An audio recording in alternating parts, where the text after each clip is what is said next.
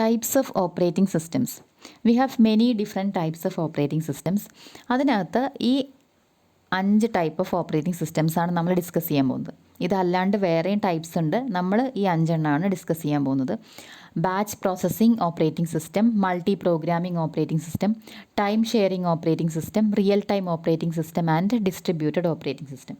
അപ്പോൾ ഈ വീഡിയോയിൽ നമ്മൾ ബാച്ച് പ്രോസസ്സിംഗ് ഓപ്പറേറ്റിംഗ് സിസ്റ്റം എന്താണെന്നാണ് കാണാൻ പോകുന്നത്. അപ്പോൾ ബാച്ച് പ്രോസസ്സിംഗ് ഓപ്പറേറ്റിംഗ് സിസ്റ്റം എന്താണെന്ന് പറയുന്നതിന് മുന്നേ ബാച്ച് പ്രോസസ്സിംഗ് എന്ന് പറഞ്ഞ കൺസെപ്റ്റ് എന്താണെന്ന് പറയാം. It is the process by which a computer completes batches of jobs in non stop sequential order. ഒരു ബാച്ച് ഓഫ് ജോബ്സ്, ഒരു ബാച്ച് എന്ന് പറഞ്ഞാൽ എന്താ? അപ്പോൾ ബാച്ച് ഓഫ് സ്റ്റുഡൻസ് എന്ന് പറഞ്ഞാൽ കുറേ സ്റ്റുഡൻസിൻ്റെ ഒരു കളക്ഷൻ ആയിരിക്കും. അപ്പോൾ അതൊരു ബാച്ച് ഓഫ് ജോബ്സ് എന്ന് പറഞ്ഞിട്ടുണ്ടെങ്കിൽ നമുക്ക് ഒരുപാട് ജോബുകളുണ്ട്. അതൊരു നോൺ സ്റ്റോപ്പായിട്ട് ഒരു സീക്വൻഷ്യൽ ഓർഡറിൽ, ഒരു സീക്വൻഷ്യൽ ഫാഷനിൽ ഈ ജോബുകളെ പ്രോസസ്സ് ചെയ്യുക എന്ന് പറയുന്നതിനെയാണ് ബാച്ച് പ്രോസസ്സിംഗ് എന്ന് പറയുന്നത്. അപ്പോൾ ഈ ബാച്ച് പ്രോസസ്സിംഗ് ചെയ്യാനായിട്ട് ഡിസൈൻ ചെയ്ത ഓപ്പറേറ്റിംഗ് സിസ്റ്റംസ് ഉണ്ടായിരുന്നു പണ്ട്. അതിനെയാണ് നമ്മൾ ബാച്ച് പ്രോസസ്സിംഗ് ഓപ്പറേറ്റിംഗ് സിസ്റ്റം എന്ന് പറഞ്ഞിട്ടുണ്ടായിരുന്നത്. അപ്പോൾ ഓപ്പറേറ്റിംഗ് സിസ്റ്റം എന്ന് പറഞ്ഞാൽ ഇപ്പോഴത്തെ ഓപ്പറേറ്റിംഗ് സിസ്റ്റം പോലെയല്ല അന്നത്തെ ഓപ്പറേറ്റിംഗ് സിസ്റ്റംസ്. അത്രയും കാര്യങ്ങളൊന്നും ചെയ്യണില്ല. അപ്പോൾ ഈ ബാച്ച് പ്രോസസ്സിംഗ് ചെയ്യാനായിട്ട് ഉണ്ടാക്കിയിട്ടുള്ള ഓപ്പറേറ്റിംഗ് സിസ്റ്റമാണ്. അപ്പോൾ ഈ സ്ലൈഡിൽ ഇല്ലാത്തൊരു ബാക്ക്ഗ്രൗണ്ട് സ്റ്റോറി പറയാം. അപ്പോൾ ഇതൊരു 1890 ശരിക്ക് ആദ്യത്തെ ഒരു ബാച്ച് പ്രോസസ്സിംഗ് സിസ്റ്റം ഉണ്ടാക്കിയിട്ടുള്ളത്. അതായത് ഹെർമൻ ഹോളറിത്ത് എന്ന് പറഞ്ഞിട്ടൊരു ആളാണ് ഫസ്റ്റ് ബാച്ച് പ്രോസസ്സിംഗ് സിസ്റ്റം ഉണ്ടാക്കിയത്. അതായത് US സെൻസസ് ഡേറ്റ പ്രോസസ്സ് ചെയ്യാൻ വേണ്ടിയിട്ടാണ്. അപ്പോൾ അദ്ദേഹം എന്താ ചെയ്തതെന്ന് വെച്ചിട്ടുണ്ടെങ്കിൽ പഞ്ച്ഡ് കാർഡ്സ് വെച്ചിട്ട്, പഞ്ച്ഡ് കാർഡാണ് അന്നൊക്കെ കമ്പ്യൂട്ടറിനകത്തേക്ക് ഇൻപുട്സ് അല്ലെങ്കിൽ നമ്മുടെ പ്രോഗ്രാംസ് ഒക്കെ കൊടുക്കാനായിട്ട് യൂസ് ചെയ്തിട്ടുണ്ട്. കമ്പ്യൂട്ടർ എന്ന് പറഞ്ഞാൽ ഇപ്പോഴത്തെ കമ്പ്യൂട്ടർ പോലെയല്ല കേട്ടോ, വലിയൊരു മെഷീനാണ് അന്നത്തെ കമ്പ്യൂട്ടർ എന്ന് പറഞ്ഞാൽ. അപ്പോൾ അതിനകത്തേക്ക് ഡേറ്റ കൊടുക്കാൻ വേണ്ടിയിട്ട് പഞ്ച്ഡ് കാർഡ്സാണ് യൂസ് ചെയ്തുകൊണ്ടിരുന്നത്.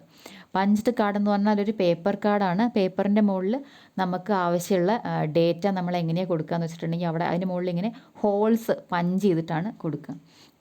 അപ്പോൾ അങ്ങനെയുള്ള പഞ്ച്ഡ് കാർഡ്സ് വെച്ചിട്ട് വർക്ക് ചെയ്യുന്ന ഒരു ബാച്ച് പ്രോസസ്സിംഗ് സിസ്റ്റമാണ് അന്ന് ഉണ്ടാക്കിയത്, US സെൻസസ് ഡേറ്റ പ്രോസസ്സ് ചെയ്യാൻ വേണ്ടിയിട്ട്.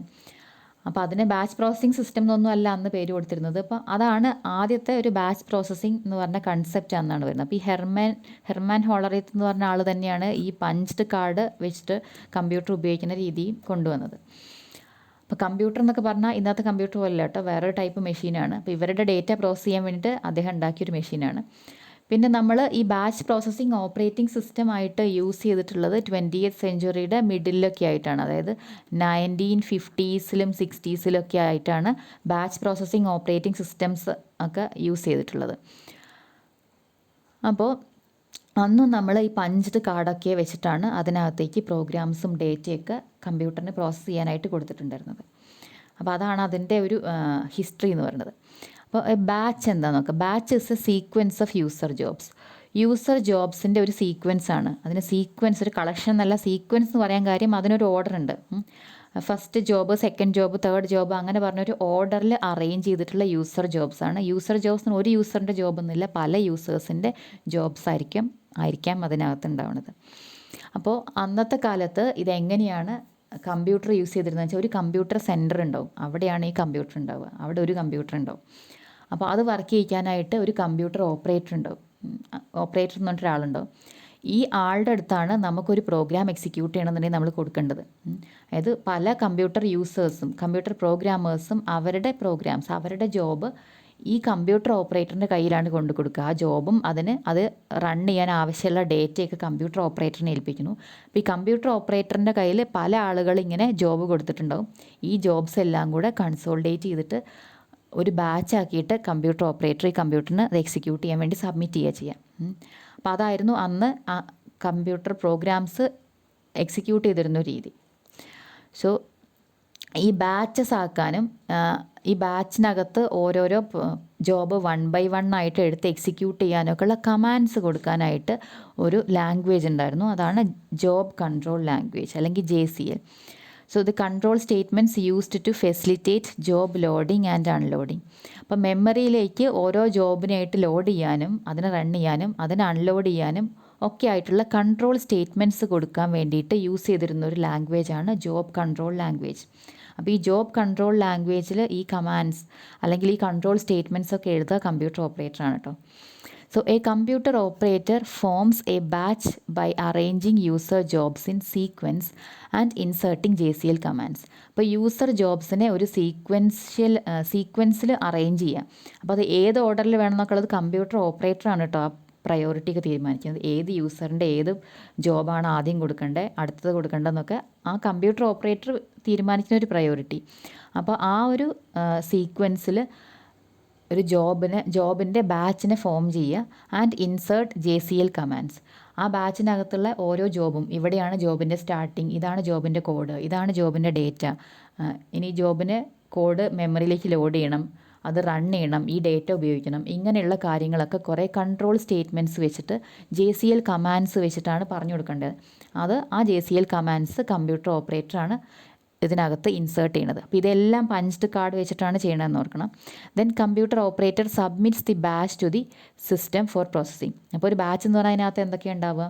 കുറേ JCL കമാൻഡ്സും അതുപോലെ യൂസറിന് ജോബും അത് പ്രോസസ്സ് ചെയ്യാൻ ആവശ്യമുള്ള ഡേറ്റയും ഇതെല്ലാം കൂടെ ചേർന്നിട്ട് ആണ് ഒരു ബാച്ച് ഉണ്ടാവുക. ഈ ബാച്ചിന് കമ്പ്യൂട്ടർ ഓപ്പറേറ്റർ പ്രോസസ്സ് ചെയ്യാനായിട്ട് കമ്പ്യൂട്ടർ സിസ്റ്റത്തിന് സബ്മിറ്റ് ചെയ്യും. Then no further operator intervention is required. ഒരിക്കൽ അത് അങ്ങോട്ട് സബ്മിറ്റ് ചെയ്ത് കഴിഞ്ഞാൽ പിന്നെ ഓപ്പറേറ്ററിന് ഇൻ്റർവെൻഷൻ ആവശ്യമില്ല. 10 ജോബാണ് സബ്മിറ്റ് ചെയ്തെന്നുണ്ടെങ്കിൽ ഈ 10 ജോബും 1 by 1 ആയിട്ട് ഇങ്ങനെ പ്രോസസ്സ് ചെയ്തോളും കമ്പ്യൂട്ടർ. പിന്നെ കമ്പ്യൂട്ടർ ഓപ്പറേറ്റർ ഒന്നും ചെയ്യണ്ട. So the job to job transition is automatic. ഒരു ജോബ് കഴിഞ്ഞാൽ അടുത്ത ജോബിലേക്ക് പോവുകയെന്ന് പറഞ്ഞത് ഓട്ടോമാറ്റിക് ആണ്. And it is achieved through the interpretation of JCL commands. അപ്പോൾ JCL കമാൻഡ്സ് ഇൻ്റർപ്രറ്റ് ചെയ്തിട്ടാണ് ഒരു ജോബ് തീർന്നു എന്നും ഇത് കഴിഞ്ഞാൽ അതിനെ മെമ്മറിയിൽ നിന്ന് കളയണമെന്നും അടുത്ത ജോബിനെ ലോഡ് ചെയ്യണമെന്നും അത് സ്റ്റാർട്ട് ചെയ്യണമെന്നും ഇതൊക്കെ JCL കമാൻഡ്സ് വെച്ചിട്ടാണ് പറഞ്ഞു കൊടുക്കുക. അപ്പോൾ അതിനെ ഇൻ്റർപ്രറ്റ് ചെയ്തിട്ടാണ് ഈ automatic job to job transition എന്ന് പറയുന്നത് അച്ചീവ് ചെയ്യണത്. ദെൻ ബാച്ച് മോണിറ്റർ എന്ന് പറഞ്ഞിട്ടൊരു പ്രോഗ്രാം ഉണ്ട്. It is a memory resident portion of batch processing system which reads, interprets and executes JCL commands. അപ്പോൾ JCL കമാൻഡിനെ റീഡ് ചെയ്യണതും ഇൻ്റർപ്രറ്റ് ചെയ്യണതും, അതായത് അത് റീഡ് ചെയ്യുക, അത് എന്തിനുള്ള JCL കമാൻഡാണെന്ന് മനസ്സിലാക്കുക, ആ കമാൻഡ് എന്താ ചെയ്യാൻ പറഞ്ഞതെന്ന് വെച്ചാൽ അത് ചെയ്യുക, അതാണ് അതിനെ എക്സിക്യൂട്ട് ചെയ്യുക എന്ന് പറഞ്ഞത്. അപ്പോൾ ഈ JCL കമാൻഡ്സിനെ റീഡ് ചെയ്യുക, ഇൻ്റർപ്രറ്റ് ചെയ്യുക, എക്സിക്യൂട്ട് ചെയ്യുക, ഇതൊക്കെ ചെയ്യണത് ബാച്ച് മോണിറ്റർ എന്ന് പറഞ്ഞിട്ടൊരു പോർഷനാണ്. ഈ ബാച്ച് മോണിറ്റർ കമ്പ്യൂട്ടറിൻ്റെ മെമ്മറിയിലാണ് ഉണ്ടാവുക. അതായത് എക്സിക്യൂട്ട് ചെയ്യുന്ന പ്രോഗ്രാംസ് കമ്പ്യൂട്ടറിൻ്റെ മെമ്മറിയിലല്ലേ ഉണ്ടാവുക. ആ കമ്പ്യൂട്ടറിൻ്റെ മെമ്മറിയിൽ കറൻ്റ്ലി എക്സിക്യൂട്ട് ചെയ്തുകൊണ്ടിരിക്കുന്ന ഒരു കാര്യമാണ് ബാച്ച് മോണിറ്ററാണ് JCL കമാൻഡ്സിനെയൊക്കെ എക്സിക്യൂട്ട് ചെയ്യുന്നത്. അപ്പോൾ നമ്മുടെ ഓപ്പറേറ്റിംഗ് സിസ്റ്റം എന്ന് പറഞ്ഞാൽ ശരിക്കും ഈ ബാച്ച് മോണിറ്ററാണ്. ബാച്ച് പ്രോസസ്സിംഗ് ഓപ്പറേറ്റിംഗ് സിസ്റ്റം എന്ന് പറഞ്ഞാൽ ഈ ബാച്ച് മോണിറ്ററാണ്. അപ്പോൾ ഈ ബാച്ച് മോണിറ്റർ എപ്പോഴും മെമ്മറിയിലുണ്ടാവും. ബാച്ച് മോണിറ്ററാണ് JCL കമാൻഡ്സിനെയൊക്കെ എക്സിക്യൂട്ട് ചെയ്യുന്നത്. Then batch monitor accepts command from the operator for initiating the batch processing. Batch processing start ചെയ്യാനായിട്ടുള്ള കമാൻഡ് ഓപ്പറേറ്റർ കൊടുക്കുന്നത് ആക്സെപ്റ്റ് ചെയ്യുക ബാച്ച് മോണിറ്ററാണ്. അത് സ്റ്റാർട്ട് ചെയ്ത് കഴിഞ്ഞാൽ പിന്നെ എന്താ ചെയ്യുക? ഒരു ഡെക്ക് ഓഫ് കാർഡ്സ് ആയിരിക്കും. ഡെക്ക് ഓഫ് പഞ്ച്ഡ് കാർഡാണ് ഒരു ബാച്ച് എന്ന് പറഞ്ഞിട്ട് നമ്മൾ കൊടുക്കുന്നത്. അതിൽ ഓരോ കാർഡിൻ്റെ അകത്തുള്ള JCL കമാൻഡ്സിനെ റീഡ് ചെയ്യുക, ഇൻ്റർപ്രറ്റ് ചെയ്യുക, എക്സിക്യൂട്ട് ചെയ്യുക. ഇതാണ് ബാച്ച് മോണിറ്ററിങ്ങിന് ചെയ്തുകൊണ്ടിരിക്കുന്നത്. അപ്പോൾ ഒരു JCL കമാൻഡ്സിന് ഒരു എക്സാമ്പിൾ കൊടുത്തതാണ് ഇവിടെ. ഇതൊരു കൺസെപ്റ്റ് ഒന്ന് വരച്ചതാണ്. കുറേ പഞ്ച്ഡ് കാർഡുകളുണ്ട് ഇവിടെ. പഞ്ച്ഡ് കാർഡിൽ ഓരോ കാർഡിനകത്ത് പഞ്ച് ചെയ്തിട്ടാണ് അതിനകത്ത് ഉണ്ടാവുക. അപ്പോൾ നമുക്ക് പഞ്ച് ചെയ്ത് കൊടുത്തു കഴിഞ്ഞാൽ നമുക്ക് കണ്ടാൽ മനസ്സിലാവില്ല. അപ്പോൾ കുറേ കാർഡുകളുണ്ട്. കാർഡിൻ്റെ മുകളിൽ എങ്ങനെയാണ് JCL കമാൻഡ്സ് കൊടുക്കണമെന്ന് കാണിച്ചതാണ്. അപ്പോൾ ഇവിടെ ഒരു കാർഡുണ്ട്. ഈ കാർഡിൽ, ഈ ഫസ്റ്റ് കാർഡിൽ കുറച്ച് JCL കമാൻഡ്സ് ഉണ്ട്. ആ കമാൻഡിൻ്റെ ഒരു ഫോർമാറ്റാണിത്. ജോബിനൊരു നമ്പറോ, അതായത് ഏത് യൂസറിൻ്റെ ജോബാണ്, ഇങ്ങനത്തെ ഡീറ്റെയിൽസ് ഉണ്ടാവാം. ദെൻ അടുത്തൊരു കാർഡിൽ കണ്ടോ കോബോൾ എന്ന് കൊടുത്തിട്ടുണ്ട്. ഇത് ഈ ജോബിൻ്റെ, അതായത് ആ പ്രോഗ്രാമിന് യൂസ് ചെയ്തിരിക്കുന്ന പ്രോഗ്രാമിംഗ് ലാംഗ്വേജ് ആണ് കോബോൾ. ആ ലാംഗ്വേജ് ഏതാണെന്നുള്ളത് പറഞ്ഞിട്ടുണ്ട്. അതുമായിട്ട് ബന്ധപ്പെട്ട കമാൻഡ്സ് ഒക്കെ ആയിരിക്കും ഈ കാർഡിൽ ഉണ്ടാവുക.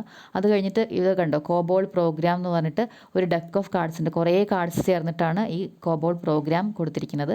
അത് കഴിഞ്ഞിട്ട് ഇവിടെ ലോഡ് എന്ന് പറഞ്ഞിട്ടൊരു കൺട്രോൾ സ്റ്റേറ്റ്മെൻറ്റ് ഉണ്ട്. അതായത് load this program to memory. അത് കഴിഞ്ഞിട്ട് റൺ എന്ന് പറഞ്ഞിട്ടാണ് അടുത്ത കാർഡിലുള്ള കൺട്രോൾ സ്റ്റേറ്റ്മെൻറ്റ്. അപ്പോൾ ലോഡ് ചെയ്ത് കഴിഞ്ഞാൽ പിന്നെ റൺ ചെയ്യാനായിട്ടുള്ള കൺട്രോൾ സ്റ്റേറ്റ്മെൻറ്റ് കൊടുത്തിരിക്കുകയാണ്. അത് കഴിഞ്ഞിട്ട് കണ്ടോ പിന്നെയും ഒരു ഡെക്ക് ഓഫ് കാർഡ്സ് ഉണ്ട്. ആ കാർഡ്സിലുള്ളത് ഡേറ്റ ഫോർ ദി പ്രോഗ്രാമാണ്. അതായത് ഇത് റൺ ചെയ്യാൻ ആവശ്യമുള്ള ഡേറ്റ.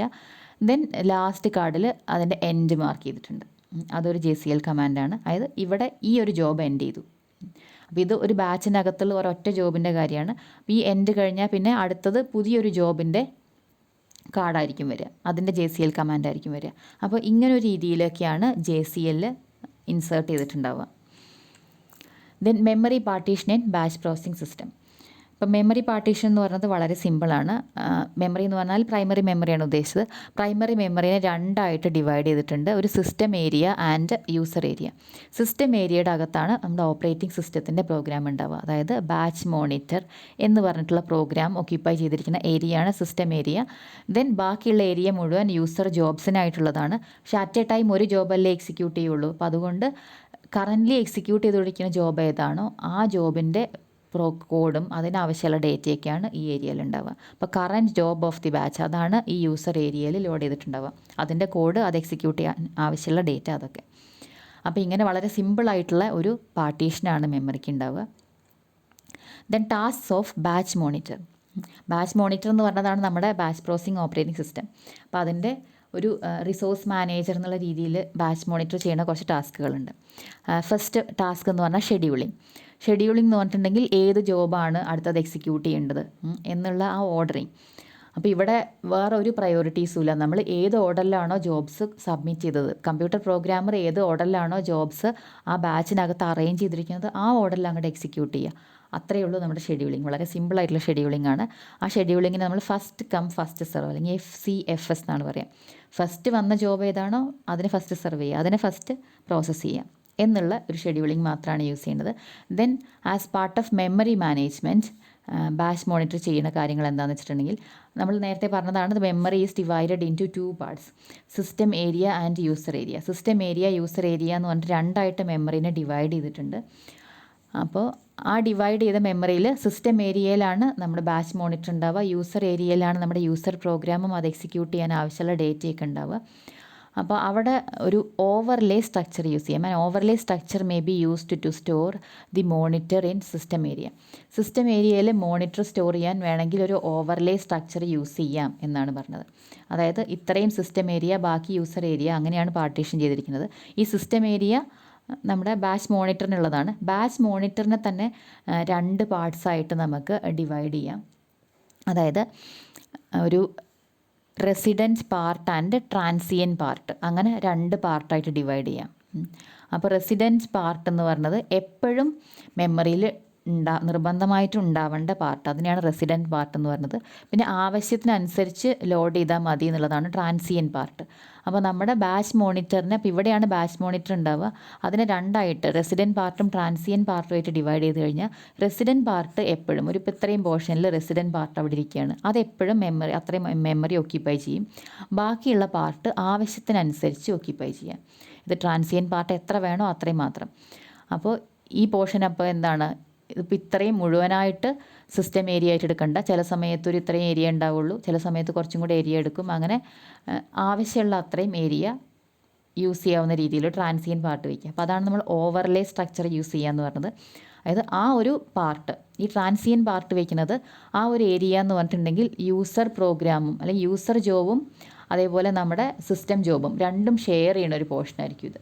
ട്രാൻസിയൻ പോർഷനിൽ എത്ര പോർഷൻ സിസ്റ്റം പ്രോസസ്സിന് വേണോ, അതായത് നമ്മുടെ ഓപ്പറേറ്റിംഗ് സിസ്റ്റം ബാച്ച് മോണിറ്ററിന് വേണോ അത്രയും പോർഷൻ മാത്രം ബാച്ച് മോണിറ്റർ എടുത്തിട്ട് ബാക്കിയുള്ളത് യൂസർ പ്രോഗ്രാമിന് യൂസ് ചെയ്യാവുന്ന രീതിയിൽ അങ്ങനെ ഒരു ഓവർലേ സ്ട്രക്ചർ വേണമെങ്കിൽ യൂസ് ചെയ്യാം.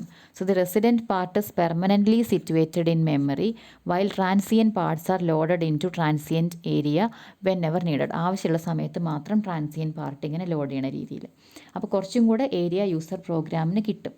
അതിന് വേണ്ടിയിട്ട് അങ്ങനെ ഒരു കൺസെപ്റ്റും ഇംപ്ലിമെൻറ്റ് ചെയ്യാറുണ്ട്. Then next tasks sharing and protection.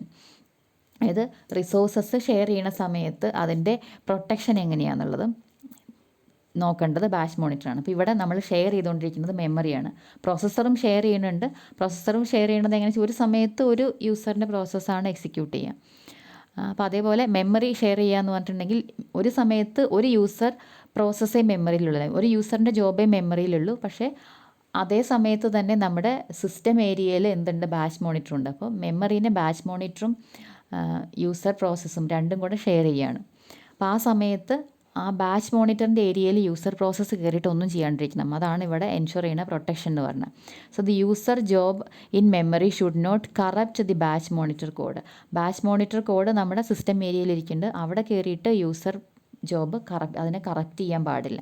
So the memory protection examines each memory address generated by a program and prevent invalid references. Invalid reference prevent ചെയ്യാം. അതായത് ഒരു യൂസർ ജോബിനകത്ത് വരുന്ന ഒരു മെമ്മറി റെഫറൻസ്, അതായത് ഇപ്പോൾ ഒരു ഡേറ്റ എടുക്കാനായിട്ട് അതിൻ്റെ അഡ്രസ്സ് ആയിരിക്കും പറഞ്ഞു കൊടുത്തിട്ടുണ്ടാവുക, അല്ലെങ്കിൽ ഡേറ്റ വെക്കാനായിട്ടുള്ള അഡ്രസ്സ് പറയുന്ന സമയത്ത് ആ ഒരു അഡ്രസ്സ് റെഫറൻസ് നമ്മുടെ ബാച്ച് മോണിറ്റർ ഇരിക്കുന്ന ഏരിയയിലേക്കാണോ എന്നുള്ളത് ആര് നോക്കും? നമ്മുടെ മെമ്മറി പ്രൊട്ടക്ഷൻ്റെ ഭാഗമായിട്ട് നോക്കും ബാച്ച് മോണിറ്റർ. അപ്പോൾ ബാച്ച് മോണിറ്ററിൻ്റെ ഏരിയയിലാണ് അല്ലെങ്കിൽ സിസ്റ്റം ഏരിയയിലേക്കാണ് റെഫറൻസ് വരണമെന്നുണ്ടെങ്കിൽ അത് സമ്മതിക്കില്ല. യൂസർ ഏരിയയുടെ അകത്ത് മാത്രം റെഫറൻസ് സമ്മതിക്കുള്ളൂ. അപ്പോൾ അങ്ങനെ ഒരു പ്രൊട്ടക്ഷനാണ് ബാച്ച് മോണിറ്റർ പ്രൊവൈഡ് ചെയ്യുന്നത്. അതായത് സിസ്റ്റം ഏരിയയിൽ കയറിയിട്ട് യൂസർ പ്രോഗ്രാംസ് ഒന്നും ചെയ്യാണ്ട് നോക്കുക. Then advantages of batch processing system. First advantages, one system can be shared by multiple users. ഒന്നിൽ കൂടുതൽ യൂസേഴ്സിന് ഒരു സിസ്റ്റം ഷെയർ ചെയ്യാം. ഡിഫറെൻറ്റ് യൂസേഴ്സിൻ്റെ ജോബ്സ് ആണല്ലോ നമ്മളൊരു ബാച്ചായിട്ട് സബ്മിറ്റ് ചെയ്യുന്നത്. Then idle time of the system is less. അതായത് ഒരു ബാച്ച് നമ്മൾ സബ്മിറ്റ് ചെയ്ത് കഴിഞ്ഞാൽ പിന്നെ ആ ബാച്ചിലെ മുഴുവൻ ജോബ്സും ഇങ്ങനെ നോൺ സ്റ്റോപ്പായിട്ട് എക്സിക്യൂട്ട് ചെയ്യുക. അപ്പോൾ അതിനിടയ്ക്ക് ഒരു ബാച്ച് സബ്മിറ്റ് ചെയ്ത് കഴിഞ്ഞാൽ പിന്നെ അതിനിടയ്ക്ക് ഒരു ഐഡിൽ ടൈം ഇല്ല, കണ്ടിന്യൂസ് ആയിട്ട് വർക്ക് ചെയ്തുകൊണ്ടിരിക്കുകയാണ്. Then automatic job to job transition. ഓരോ ജോബും കഴിഞ്ഞിട്ട് അതിൻ്റെ ഔട്ട്പുട്ട് എടുത്തിട്ട് അടുത്ത ജോബ് ഇങ്ങനെ കൊടുക്കുക. അങ്ങനെ ഒരു യൂസറിൻ്റെ അല്ലെങ്കിൽ ഒരു കമ്പ്യൂട്ടർ ഓപ്പറേറ്ററിൻ്റെ ഇൻ്റർവെൻഷൻ്റെ ആവശ്യമില്ല, ഓട്ടോമാറ്റിക്കായിട്ട് നടന്നോളും. അപ്പോൾ ഇത്രയാണ് advantages. Then disadvantages. First disadvantages, higher turn around time. Turn around time എന്താ നമുക്കറിയാമല്ലോ. നമ്മളൊരു പ്രോഗ്രാം അല്ലെങ്കിൽ ഒരു ജോബ് പ്രോസസ്സ് ചെയ്യാനായിട്ട് കൊടുത്തു കഴിഞ്ഞാൽ നമുക്ക് അതിൻ്റെ റിസൾട്ട് കിട്ടാനെടുക്കുന്ന ടൈമിനാണ് ടേൺ അറൗണ്ട് ടൈം എന്ന് പറയാം. സോ ഇത് ഹയർ ടേൺ അറൗണ്ട് ടൈം വരാൻ കാര്യം എന്താണെന്ന് വെച്ചിട്ടുണ്ടെങ്കിൽ, ഒരു കമ്പ്യൂട്ടർ പ്രോഗ്രാമർ പ്രോഗ്രാം കൊണ്ടുപോയിട്ട് എവിടെയാണ് കൊടുക്കുന്നത്? കമ്പ്യൂട്ടർ ഓപ്പറേറ്ററിൻ്റെ കയ്യിലാണ് കൊടുക്കുന്നത്. അവിടെ മുതൽ ആ ടൈം സ്റ്റാർട്ട് ചെയ്യാണ്. ഓപ്പറേറ്റർ അതിനെ ബാച്ച് ആക്കിയിട്ട് മാറ്റണം ആദ്യം, ഡിഫറെൻറ്റ് ജോബ്സൊക്കെ കമ്പൈൻ ചെയ്ത്. അത് കഴിഞ്ഞ് കമ്പ്യൂട്ടറിനകത്ത് അത് സബ്മിറ്റ് ചെയ്ത് കഴിഞ്ഞാൽ ആ ബാച്ചിലെ മുഴുവൻ ജോബ്സും പ്രോസസ്സ് ചെയ്ത് കഴിഞ്ഞാലാണ് അതിന് ഔട്ട്പുട്ട് കിട്ടുക. അപ്പോൾ അതിന് ഔട്ട്പുട്ട് ഒന്നുകിൽ ഒരു പ്രിൻറ്റഡ് ഫോർമാറ്റിലാവാം, അല്ലെങ്കിൽ ഒരു മാഗ്നറ്റിക് ടേപ്പിനകത്താക്കിയിട്ടൊക്കെ ആയിരിക്കും ഔട്ട്പുട്ട് കിട്ടുക. അപ്പോൾ മുഴുവൻ ജോബും കംപ്ലീറ്റ് ചെയ്ത് എല്ലാത്തിൻ്റെയും കൂടെ ഔട്ട്പുട്ട് ഒരുമിച്ചാണ് കിട്ടുക. അപ്പോൾ നമ്മുടെ ഒരു ജോബ് എക്സിക്യൂട്ട് ചെയ്യാൻ എടുക്കുന്ന ടൈം അല്ല ടേൺ അറൗണ്ട് ടൈം എന്ന് പറയുമ്പോൾ വരിക. ഇത്രയും ജോബുകൾ എക്സിക്യൂട്ട് ചെയ്ത് കഴിയണം, അതിനിടയ്ക്ക് ഈ ഓപ്പറേറ്റർ അതിനെ ബാച്ച് ആക്കുന്ന സമയവും എല്ലാം പോവും. അപ്പോൾ അത്രയും ടേൺ അറൗണ്ട് ടൈം വരും. Then under utilisation of system resources. Under utilisation എന്ന് പറഞ്ഞിട്ടുണ്ടെങ്കിൽ ആ സിസ്റ്റം റിസോഴ്സസ് പ്രോപ്പറായിട്ട് യൂട്ടിലൈസ് ചെയ്യണില്ല, അതിൻ്റെ മാക്സിമം കപ്പാസിറ്റി നമ്മൾ യൂട്ടിലൈസ് ചെയ്യണില്ല. ഇപ്പം മെമ്മറി ആണെങ്കിൽ മെമ്മറിനെ നമ്മൾ രണ്ടായിട്ട് പാർട്ടീഷൻ ചെയ്ത് വലിയൊരു പോർഷൻ യൂസർ ജോബിനായിട്ട് കൊടുത്തിരിക്കുകയാണ്. അപ്പോൾ യൂസർ ജോബ് ഇപ്പോൾ ചെറുതാണെന്ന് വിചാരിക്കുക. ചെറുതാണെങ്കിൽ അതിൻ്റെ ചെറിയൊരു പോർഷനിൽ യൂസർ ജോബ് ഉണ്ടാവുള്ളൂ, ബാക്കി മെമ്മറി അവിടെ വെറുതെ കിടക്കുകയാണ്. വെറുതെ കിടക്കുകയെന്ന് ഓർത്ത് നമുക്കത് യൂസ് ചെയ്യാൻ പറ്റുമോ? വേറൊരു യൂസർ ജോബ് അവിടെ സ്റ്റോർ ചെയ്യാൻ പറ്റില്ല. കാരണം ഒരു സമയത്ത് ഒരു യൂസർ ജോബിൽ നമ്മൾ എക്സിക്യൂട്ട് ചെയ്യുള്ളൂ, അതിനെ അൺലോഡ് ചെയ്ത് കഴിഞ്ഞിട്ട് അടുത്ത യൂസർ ജോബിന് ലോഡ് ചെയ്യുള്ളൂ. അപ്പം മെമ്മറിയുടെ അത്രയും പോർഷൻ അവിടെ യൂസ് ചെയ്യാണ്ട് കിടക്കുകയാണ്, അണ്ടർ യൂട്ടിലൈസ്ഡ് ആയി പോവുകയാണ്. അതേപോലെ പ്രോസസ്സറിൻ്റെയും മുഴുവൻ കപ്പാസിറ്റിയും യൂസ് ചെയ്യേണ്ടി വരില്ല, ഒരു സമയത്ത് ഒരു ജോബല്ലേ റൺ ചെയ്യുള്ളൂ. അതുകൊണ്ട് ആണ് അണ്ടർ യൂട്ടിലൈസേഷൻ ഓഫ് റിസോഴ്സസ് എന്ന് പറയുന്നത്. Then allow no interaction between the user and executing program. യൂസറിനും എക്സിക്യൂട്ടിംഗ് പ്രോഗ്രാമുമായിട്ട് ഇൻട്രാക്ഷനൊന്നുമില്ല. അപ്പോൾ അതൊരു അഡ്വാൻറ്റേജ് ആയിട്ട് automatic job to job transition നമ്മൾ പറഞ്ഞു. പക്ഷെ നമുക്കൊരു ഇൻട്രാക്റ്റീവ് പ്രോഗ്രാമിങ്ങിന് നമുക്ക് യൂസ് ചെയ്യാൻ പറ്റില്ല. പ്രോഗ്രാം ഇങ്ങനെ റൺ ചെയ്യുക, ആ സമയത്ത് നമുക്കൊരു ഇൻപുട്ട് കൊടുത്തു നോക്കുക, അത് കഴിഞ്ഞ് വീണ്ടും റൺ ചെയ്ത് അടുത്ത ഇൻപുട്ട് കൊടുത്തു നോക്കുക, ഇങ്ങനെയൊന്നും നമുക്ക് ചെയ്യാൻ പറ്റില്ല. എന്തൊക്കെ ഇൻപുട്ട് വേണം അതെല്ലാം കൂടെ ആദ്യം തന്നെ പ്രോഗ്രാമിൻ്റെ കൂടെ ബണ്ടിൽ ചെയ്തിട്ട് അങ്ങോട്ട് കൊടുക്കുകയാണ്. യൂസറിന് ഇൻട്രാക്റ്റീവായിട്ട് പ്രോഗ്രാം ചെയ്യാൻ പറ്റില്ല. അതുകൊണ്ട് തന്നെ it is difficult to debug. ഒരു എറർ വന്നു കഴിഞ്ഞിട്ടുണ്ടെങ്കിൽ അത് കറക്റ്റ് ചെയ്യാനൊക്കെ ബുദ്ധിമുട്ടാണ്. ഒരുപാട് ജോബുകൾ ഒരുമിച്ച് സബ്മിറ്റ് ചെയ്യണു, അതിൽ ഏതൊരു ജോബിന് എറർ വന്നു, പിന്നെ ബാക്കിയുള്ള ജോബുകളെല്ലാം ഫെയിലായി. പിന്നെ ആ എറർ നമ്മളത് എവിടെയാണെന്ന് നമ്മൾ മാനുവലി കണ്ടുപിടിച്ച് അതിനെ കറക്റ്റ് ചെയ്തിട്ട് വീണ്ടും സബ്മിറ്റ് ചെയ്യുക. കുറേ സമയം എടുക്കും അതിൻ്റെ റിസൾട്ട് കിട്ടാൻ. അപ്പോഴേ നമുക്ക് പിന്നെ എറർ വീണ്ടും ഉണ്ടോ എന്നൊക്കെ മനസ്സിലാവുള്ളൂ. അപ്പോൾ അതുകൊണ്ട് ഡീബഗിങ് വളരെ ബുദ്ധിമുട്ടാണ്. And the computer operator must be trained for using batch system. Batch system use ചെയ്യാൻ ട്രെയിൻഡ് ആയിരിക്കണം കമ്പ്യൂട്ടർ ഓപ്പറേറ്റർ. കാരണം ഈ JCL കമാൻഡ്സ് ഒക്കെ കൊടുക്കുന്നത് കമ്പ്യൂട്ടർ ഓപ്പറേറ്ററാണ്. And if any job fails the other jobs will have to wait for an unknown time. അപ്പോൾ ഒരു ബാച്ചിനെ മൊത്തമായിട്ടാണ് process ചെയ്യുക, എല്ലാം പ്രോസസ്സ് ചെയ്ത് കഴിഞ്ഞാലാണ് റിസൾട്ട് കിട്ടുക എന്നുള്ളത്. അപ്പോൾ ഇടയ്ക്കുള്ളൊരു ജോബ് ഫെയിലായാൽ ബാക്കിയുള്ള ജോബുകൾ അൺലിമിറ്റഡ് ആയിട്ട് വെയിറ്റ് ചെയ്യേണ്ടി വരും, അൺനോൺ ടൈം വെയിറ്റ് ചെയ്യേണ്ടി വരും. എത്ര ടൈം വെയിറ്റ് ചെയ്യണമെന്നൊന്നും പറയാൻ പറ്റില്ല. അങ്ങനെ ഇൻഫിനിറ്റായിട്ട് വെയിറ്റ് ചെയ്യേണ്ടി വരാം. ബാക്കിയുള്ള ജോബുകൾ പിന്നെ കംപ്ലീറ്റ് ചെയ്യാൻ പറ്റില്ല. അപ്പോൾ അത് അതിൻ്റെ വലിയൊരു ഡിസഡ്വാൻറ്റേജാണ്. അപ്പോൾ ഇത്രയാണ് ബാച്ച് പ്രോസസ്സിംഗ് ഓപ്പറേറ്റിംഗ് സിസ്റ്റത്തിനെ കുറിച്ച് പറയാനുള്ളത്. ഈ ബാച്ച് പ്രോസസ്സിംഗ് എന്ന് പറഞ്ഞ കൺസെപ്റ്റ് നമ്മൾ ഇപ്പോഴും യൂസ് ചെയ്യുന്നു കേട്ടോ. ഇങ്ങനെ ഒരു ബൾക്ക് ഡേറ്റ പ്രോസസ്സ് ചെയ്യാനൊക്കെ വേണ്ടിയിട്ട് ഈ ഒരു യൂസർ ഇൻ്റർവെൻഷൻ ആവശ്യമില്ലാത്ത കാര്യങ്ങൾ, അതായത് ഇപ്പോൾ ഒരു ഓർഗനൈസേഷൻ്റെയൊക്കെ ഇപ്പോൾ ഒരു എംപ്ലോയീസിൻ്റെ സാലറി ബില്ല് ജനറേറ്റ് ചെയ്യാം. അതായത് അതിന് എംപ്ലോയി പേറോൾ പ്രോസസ്സിങ്. അപ്പോൾ അതിനൊക്കെ എന്ന് പറഞ്ഞാൽ ഇപ്പോൾ ഒരു 2000 എംപ്ലോയീസ് ഉള്ള ഒരു കമ്പനി, അല്ലെങ്കിൽ അതിനേക്കാളും കൂടുതൽ എംപ്ലോയീസ് ഒക്കെ ഉണ്ടാവും ഒരു ഓർഗനൈസേഷനിൽ എന്ന് പറഞ്ഞാൽ. അവരുടെ എല്ലാം ബില്ല് ജനറേറ്റ് ചെയ്യണ ഒരേപോലെയാണ്. മന്ത് എൻഡിൽ അവരുടെ ഡീറ്റെയിൽസ് എല്ലാം എടുത്തിട്ട് ബില്ല് ജനറേറ്റ് ചെയ്യണം. അതൊരു ബൾക്ക് ഡേറ്റ പ്രോസസ്സിംഗ് ആണ്. അതിന് ഒരു യൂസർ ഇൻ്റർവെൻഷൻ്റെ ആവശ്യമില്ല. അവരുടെ ഡേറ്റാ ബേസിൽ നിന്ന് ഇങ്ങനെ ഓരോ എംപ്ലോയിനും ഡീറ്റെയിൽസ് എടുക്കണം, ആ ബില്ല് ജനറേറ്റ് ചെയ്യണം. ഇത് 1 by 1 ആയിട്ട് ഇങ്ങനെ ചെയ്യേണ്ട ഒരു പ്രോസസ്സാണ്. അതുപോലെ ഇപ്പോൾ ഓരോ ബിസിനസ് ഡേയുടെയും end of the day reports generate ചെയ്യുക, അങ്ങനെയുള്ള കാര്യങ്ങളൊക്കെ. ഇപ്പോൾ ഒരു ചെയിൻ ഓഫ് സൂപ്പർ മാർക്കറ്റ്സ് ആണെങ്കിൽ അവരുടെ ഓരോ ബ്രാഞ്ചിൽ നിന്നുള്ള ഡേറ്റ എടുത്തിട്ട് റിപ്പോർട്ട് ജനറേറ്റ് ചെയ്യാനുണ്ടാകും ആ ദിവസത്തിൻ്റെ അവസാനം, അന്നത്തെ ബിസിനസ്സിൻ്റെ. അപ്പോൾ അതൊക്കെ യൂസർ ഇൻ്റർവെൻഷൻ ആവശ്യമില്ല. പലയിടത്തുനിന്നും ഡേറ്റ എടുത്തിട്ട് അതിന് ഒരു ഓർഡറിൽ ആ പ്രോഗ്രാംസിനെ അവിടെ അറേഞ്ച് ചെയ്ത് വെച്ചാൽ മതി, അതിങ്ങനെ ബാച്ചസ് ആയിട്ട് ചെയ്തോളും. അപ്പോൾ അങ്ങനെയുള്ള കാര്യങ്ങളൊക്കെ ചെയ്യാനായിട്ട് ഇപ്പോഴും batch processing systems, batch processing എന്ന് പറഞ്ഞ കൺസെപ്റ്റ് നമ്മൾ യൂസ് ചെയ്തുകൊണ്ടിരിക്കുന്നുണ്ട്.